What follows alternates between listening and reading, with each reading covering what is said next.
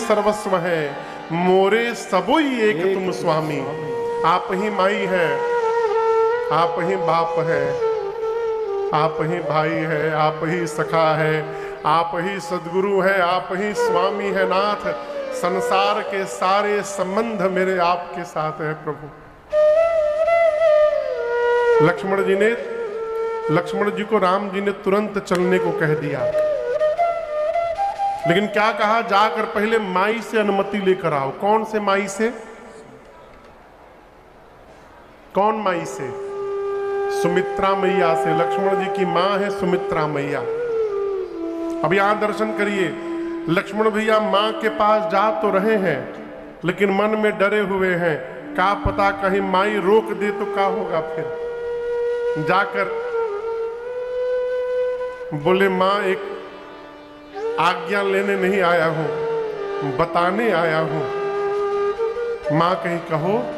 लक्ष्मण जी बोले, भैया 14 साल के लिए वन जा रहे हैं, अब मैं भी सेवा करने के लिए जा रहा हूं मां।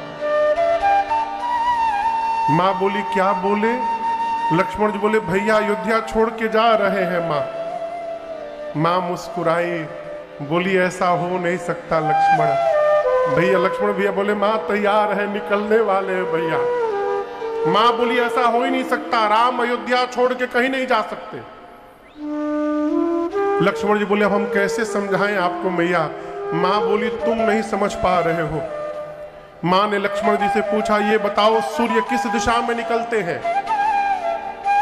आप लोग को पता है सूर्य किस दिशा में निकलते हैं? जोर से कहिए। ये गलत उत्तर है। सूर्य कभी पूरब में नहीं निकलते हैं। सूर्य जिधर निकल जाते हैं उसको पूरब कह दिया जाता है। ये बतिया समझ में आ रही है? पूरब दिशा से सूर्य का पता नहीं चलता, सूर्य से पूरब दिशा का पता चलता है।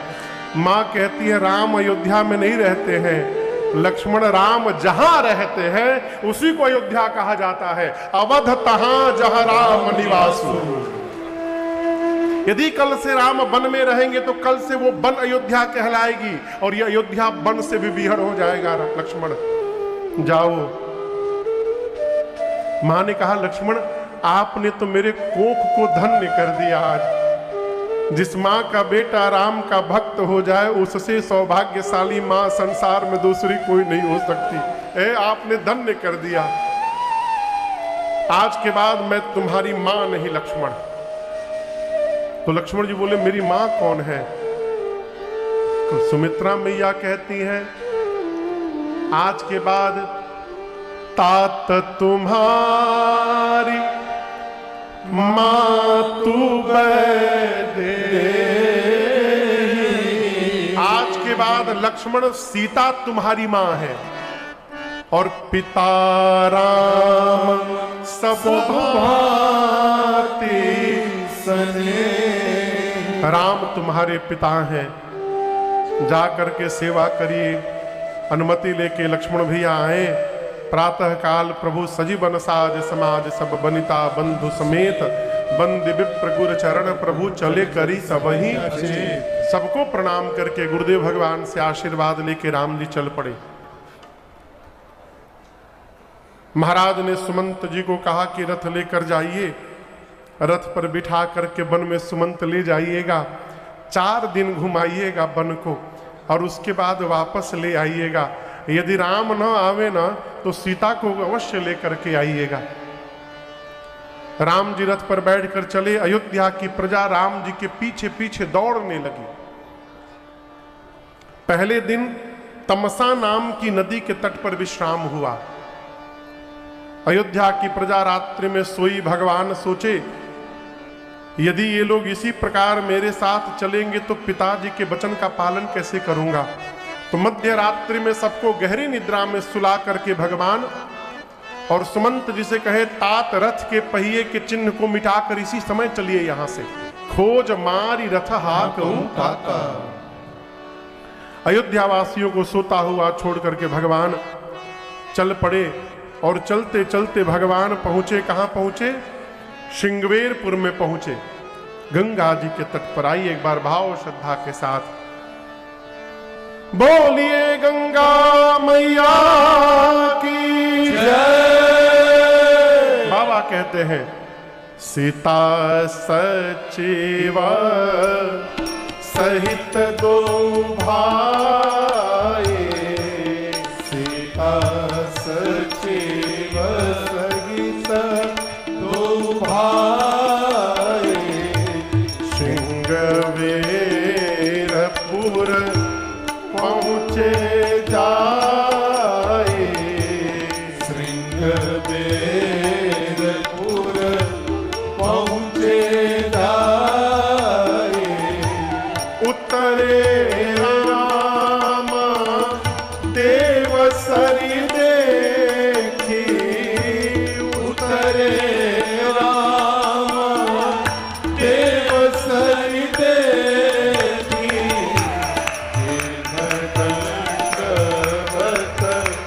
हर्ष अभिषेके,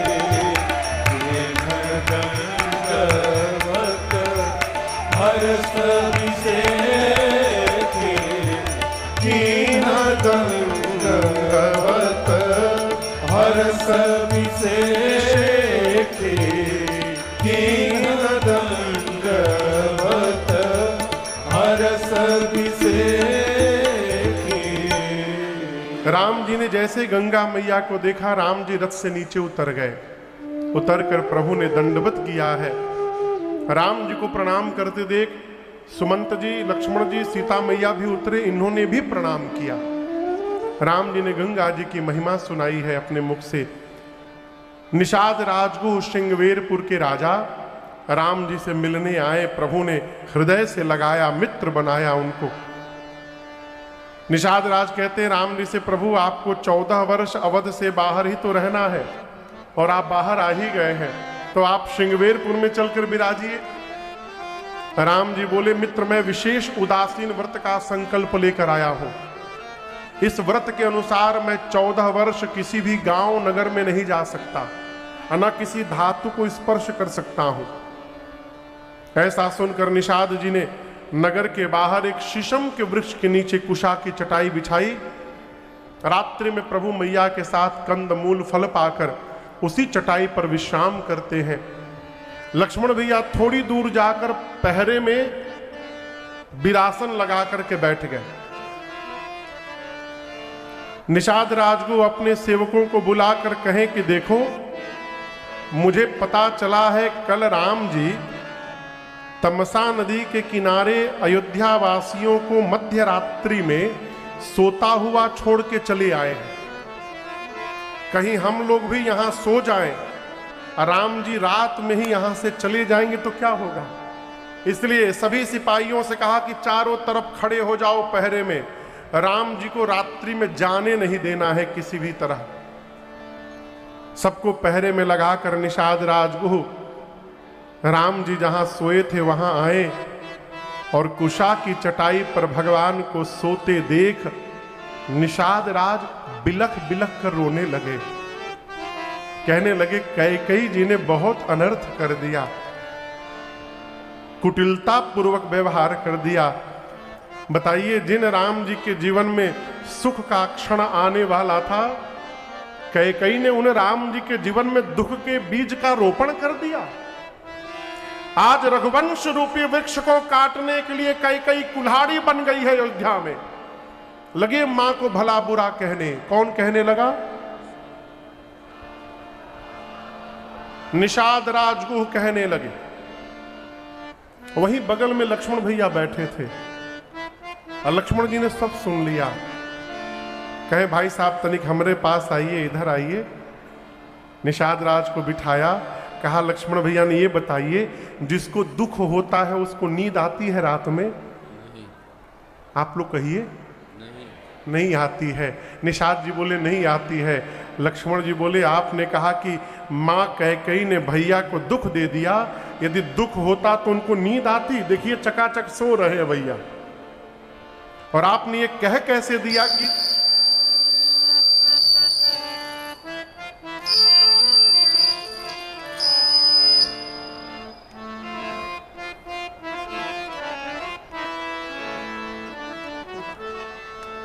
होता है ये सब। बैठिए बैठिए, बैठ जाए बैठ जाए, छुआ हुआ ना करिए आप लोग, बैठ जाए। और ये कोई मिस्त्री उस्त्री आ गया का? 2-3 थे। हाँ तब ठीक है। गर्म हो गया था। ओहो, चलो।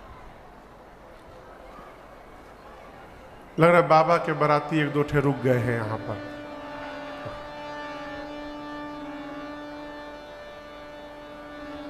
लक्ष्मण भैया ने कहा, आपने कहा कि मां कैकेयी ने दुख दिया है। देखिए, इस बात को बड़ी गंभीरता से मैं आपसे निवेदन करूं, ये हमारी आपकी सबकी समस्या है। उसने हमको दुखी कर दिया, इसने हमको दुखी कर दिया। लेकिन आपसे एक बात बताऊं, संसार में किसी की हिम्मत नहीं कि हमको दुखी कर दे। हम अपने कर्म से सुखी होते हैं, हम अपने ही कर्म के कारण दुखी भी होते हैं। कोई दूसरा हमको सुखी दुखी करने वाला नहीं है। ये सुखी दुखी होने का कारण जानते हैं क्या है? इसका कारण है मोह। क्या कारण है? मोह। ये घड़ी के क्या है? किसकी घड़ी है? अरे कहिए। मेरी घड़ी है। यदि टूट जाएगी तो आपको कष्ट होगा? नहीं होगा ना। लेकिन हम रात को भोजन नहीं कर पाएंगे। क्यों नहीं कर पाएंगे? कि हमको इस घड़िया से मोह है। ये मोह ही हमको रुलाता है। यदि मान लीजिए ये गायब हो जाए तो हम रोएंगे, अरे हेरा गई हेरा गई। अब मिल जाएगी तो हम हंसने लगेंगे, मिल गया मिल गया। घड़ी मिलने से नहीं हंस रहे रो रहे। इस घड़ी के प्रति जो मोह लगा है, वो मोह हमको रुला रहा है और हंसा रहा है। बच्चा बुझाता? लक्ष्मण जी बोले, निषाद जी, इसी मोह की रात्रि में सब सो रहे हैं। मोह की रात्रि में सब सो रहे हैं। सो करके सपना देख रहे हैं। क्या सपना देख रहे हैं? एक ठे लखनऊ में फ्लैट हो जाए तो आनंद हो जाए। संजीव भैया, प्रयागराज में घर है, दुर्गापुर में है, कलकत्ता में है, एक ठे बनारस में भी हो जाए। अब दर्शन करिए, ये मोह में हम सपना देख रहे हैं। यदि ये पूरा हो गया तो हम प्रसन्न हो गए, और यदि ये पूरा नहीं हुआ तो हम सर पकड़ के रोने लगेंगे। हम नहीं रो रहे हैं, ये मोह हमको रुला रहा है।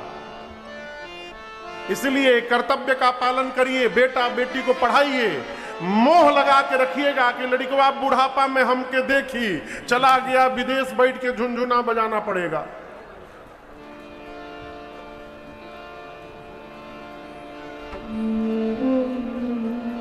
कई लोग विदेश में रहने के बाद भी अपने पूरे परिवार का यहां देखभाल करते हैं। कई लोग बगल में रहने के बाद भी देखने तक नहीं आते हैं, है? मैं एक बार सिवान स्टेशन है बिहार में, जानते हैं ना आप लोग? सिवान से कलकत्ता जा रहा था ट्रेन में, पूर्वांचल एक्सप्रेस में। कथा में आने के बाद तो एक बाबूजी सामने बैठे थे, तो बातचीत होने लगी। तो पूछे, आप क्या करते हैं? मैंने कहा, बाबूजी मैं राम जी की कथा गाता हूँ। उस समय कोई जानता उनता भी नहीं था। तो मैंने पूछा, बाबूजी आप गोरखपुर में? हाँ महाराज जी, मैं गोरखपुर में रहता हूँ और रिटायर्ड प्रिंसिपल हूँ मैं। अच्छी बात। तो मैंने ऐसे बातचीत होने लगी तो ऐसे पूछ दिया कि आपके बच्चे बाबूजी? तो मैंने जैसे पूछा आपके बच्चे, झल से उनकी आंख से आंसू निकल गया। हमने कहा, बाबूजी मैंने कुछ गलत कह दिया क्या? बोले, नहीं महाराज, मैं बताता हूं, आपको बताऊंगा। मेरे 4 बच्चे हैं महाराज, 3 नालायक हैं और 1 लायक है। अब मुझे बड़ा अटपटा लगा, कोई पिता ऐसे क्यों बोल रहा है? मैं चुप, मेरी हिम्मत नहीं आगे पूछने की, स्वयं बोलने लगे। मेरा पहला नालायक बेटा अमेरिका में साइंटिस्ट है। दूसरा नालायक बेटा इंग्लैंड में डॉक्टर है। तीसरा नालायक बेटा वो भी इंग्लैंड में है, इंजीनियर है। और चौथा जो मेरा लायक बेटा है वो बस 12 तक पढ़ा है, गोरखपुर में व्यापार करता है और हमारी सेवा करता है, देखभाल करता है। ये उनके श्रीमुख वचन में सुना रहा हूं आपको। बोले महाराज, जिनको मैं लायक समझकर जीवन भर पढ़ाया, अपने को समाप्त कर दिया, पढ़ने के बाद वो हमको ही नालायक मान लिए। 5 साल से ऊपर हो गया महाराज, तीनों देखने तक भी नहीं आए हम लोग। और जिनको मैं नालायक मानकर पीटता रहा, वही बेटा हमारा देखभाल करता है बुढ़ापे में। ये क्या है? आशा लगा कर रखिएगा तो आशा पूरी नहीं होने के बाद रोना पड़ेगा। पूरा हो गया तो फिर तो भगवत कृपा, हरि कृपा। इसलिए आशा ही ना लगाइए, कर्म करिए, अपना कर्तव्य करिए, बेटा बेटी को पढ़ाते रहिए। यदि आपके लिए कोई जी रहा है, आपका सौभाग्य है। नहीं जी रहा है, हमने то सोचा ही नहीं था। आनंद में रहिएगा, जहां रहिएगा आनंद में रहिएगा। ये जो सपना है, इससे जगने का प्रयास करिए। मानो तू है मुसाफिर। कई लोग ठेका लेके आए, हम सबको ठीक कर देंगे। हमारे महाराज श्री कहते हैं, बाबू किसी को ठीक नहीं करना, जो सबको ठीक करता है ना, सब लोग मिलके उसी को ठीक कर देते हैं। जिसको ठीक होना होगा अपने आप हो जाएगा। अरे मानो तू है मुसाफिर, ये दुनिया है धर्मशाला, संसार क्या है सपना, वो भी अजब निराला। मानो तू है मुसाफिर, दुनिया है धर्मशाला, मानो तू है मुसाफिर, दुनिया है धर्मशाला, संसार क्या है सपना, वो भी अजब निराला। मानो तू है मुसाफिर।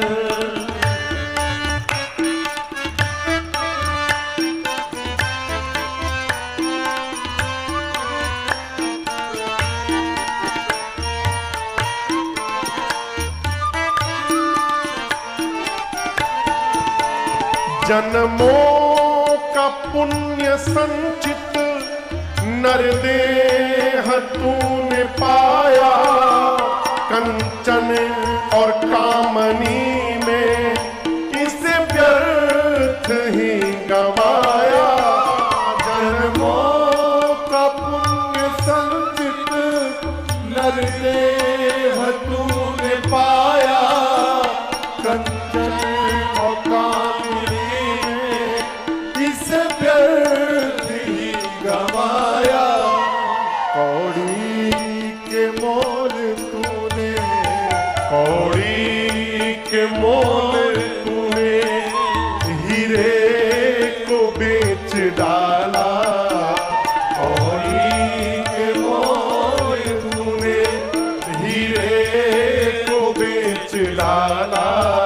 संसार क्या है सपना, वो भी अजब निराला। कौड़ी के मोल तूने हीरे को बेच डाला। संसार क्या है सपना, वो भी अजब निराला। मानो तू है मुसाफिर।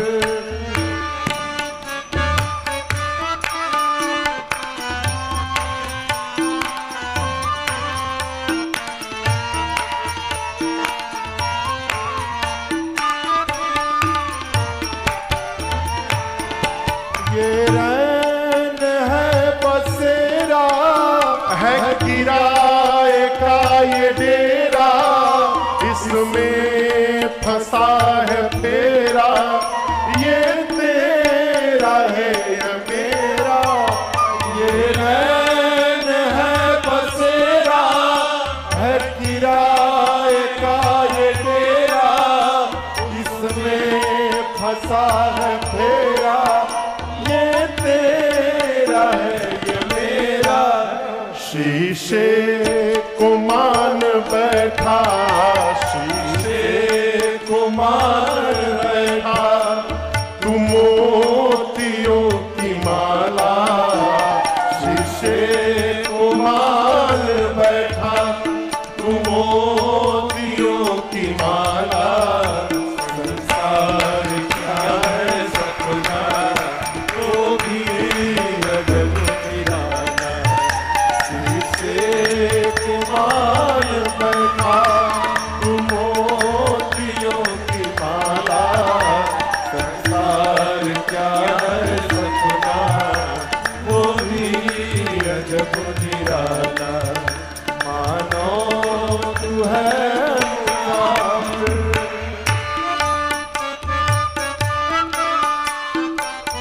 निष्कर्ष सुनिए, जीवन का निष्कर्ष।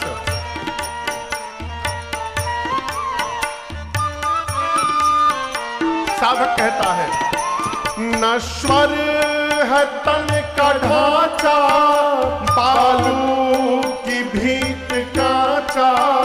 ऋषियों ने परखा जांचा, बस राम नाम साचा। नश्वर है तन का ढांचा, बालू की भीत कांचा। ऋषियों ने परखा जांचा, बस राम नाम साचा।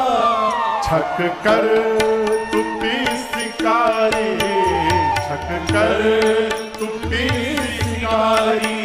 सिया राम नाम प्याला।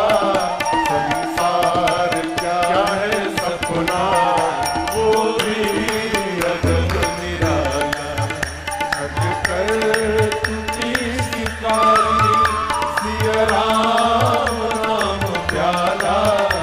संसार क्या है सपना, वो भी अजब निराला।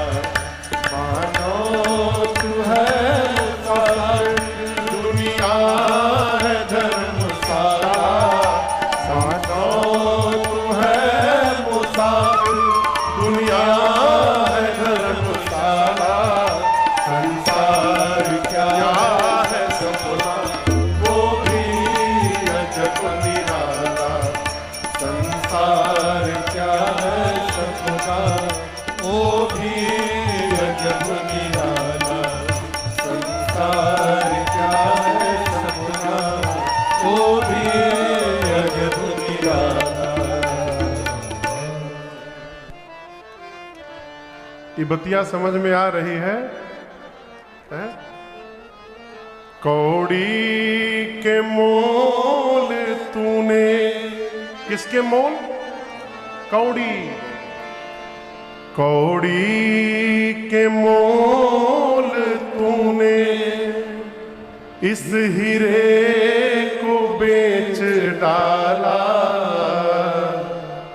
संसार क्या क्या है सपना, वो भी अजब निराला।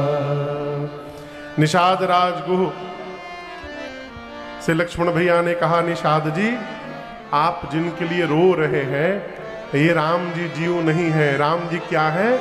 ब्रह्म है। राम जी क्या है? ब्रह्म। राम ब्रह्म परमार्थ रूपा, अभिगत अलख अनादि अनूपा। निषाद जी पूछे ये परमार्थ क्या है? लक्ष्मण जी कहते हैं, निषाद जी परमार्थ सखा परम पर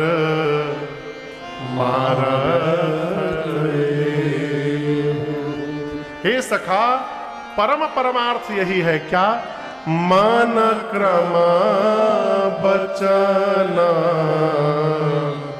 राम पद ने। मन से, साथ में बोलिए, मन से, जोर से बोलिए, वचन से और व्यवहार से अब इसके बाद ना बोलिएगा हो गया। इन तीनों प्रकार से राम जी के चरण में प्रेम हो जाए, यही जीवन का सबसे बड़ा परमार्थ है। बतिया बुझा रहा है? भगवान के श्री चरण में प्रेम जागृत हो जाए, यही जीवन का असली परमार्थ है। सवेरा हुआ और निषाद राजगुह से राम जी बरगद के वृक्ष के दूध को मंगाए और लक्ष्मण भैया के साथ अपने केश में लगाकर प्रभु ने सिर पर जटाओं का मुकुट बना लिया। सुमंत जी ने हाथ जोड़कर कहा, प्रभु पिताश्री ने आपके वापस लाने के लिए कहा है। राम जी ने सत्य की दुहाई देकर के सुमंत जी को मना कर दिया। सीता मैया ने भी वापस जाने से मना कर दिया और राम जी ने बरबस सुमंत जी को वापस भेजा। बरबस राम सुमंत पठाए। सुमंत जी को भेजने के बाद अब भगवान गंगा जी के तट पर गंगा जी को पार करने के लिए आए और यहां से भगवान के एक भक्त की कथा प्रारंभ होती है। किनकी कथा पता है आप लोगों को? नहीं पता? जोर से कहिए। केवट भैया की कथा प्रारंभ होती है। हमारे आपके मध्य ब्याहवा आपे करल बाबू, बहुत बहुत बधाई। फोन आया था लेकिन हम कथा में व्यस्त थे इसलिए आ नहीं पाए। आप सब जानते हैं परम आदरणीय MLC श्रीमान ब्रजेश सिंह जी, उनके सुपुत्र बाबू यहाँ पर उपस्थित हैं। बहुत बहुत स्वागत आपको। जय जय।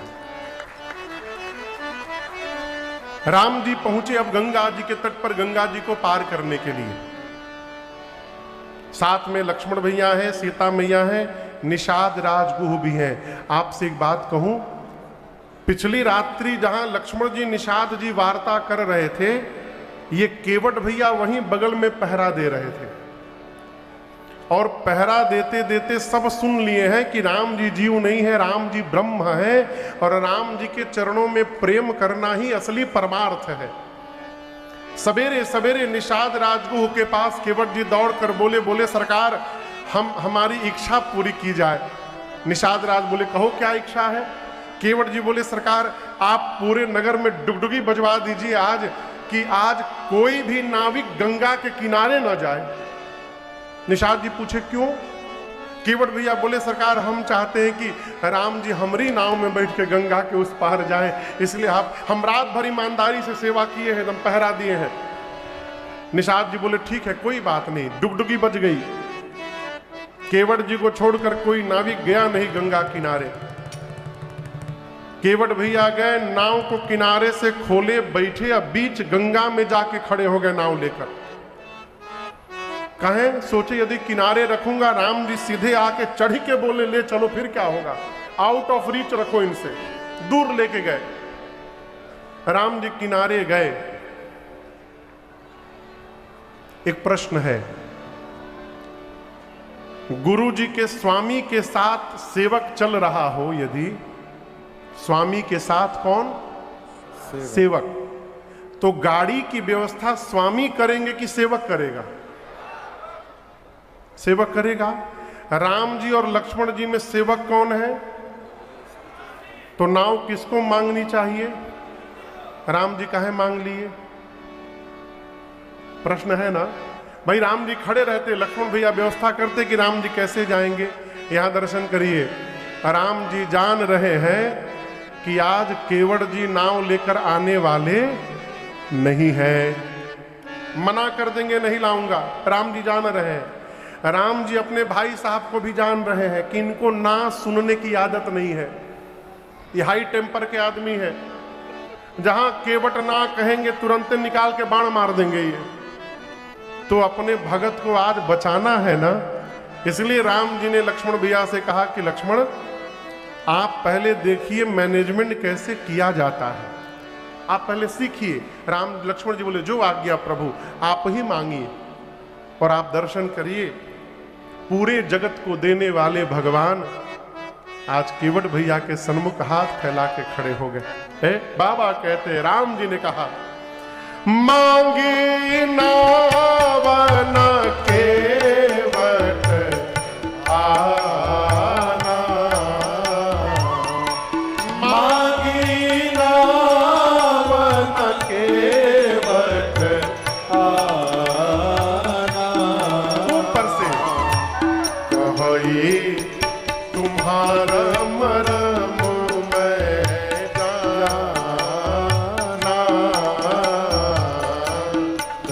पाई तुम्हार मरम मैं जाना